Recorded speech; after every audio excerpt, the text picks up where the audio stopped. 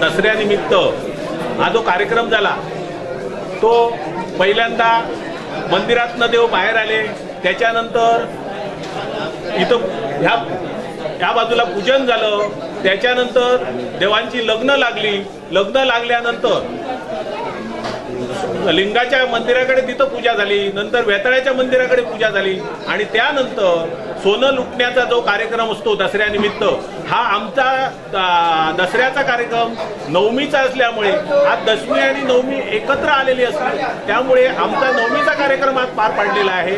आणि ह्याप्रमाणे सोनं लुटल्यानंतर आपले सगळे भाविक आता मंदिरामध्ये जमा झालेले आहेत आणि आता कोणाची आता थोड्या वेळानं इथं देव म्हणजे अवसर उभे केले जाणार आहेत।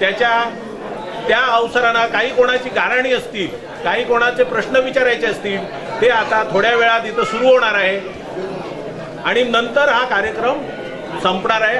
हा कार्यक्रम संपल्यानंतर मग देव ज्या ठिकाणी असतात स्थळाकडे आणि कुळाकडे, त्या ठिकाणी परत ते आपल्या विश्रांतीसाठी तिथं जाणार आहेत।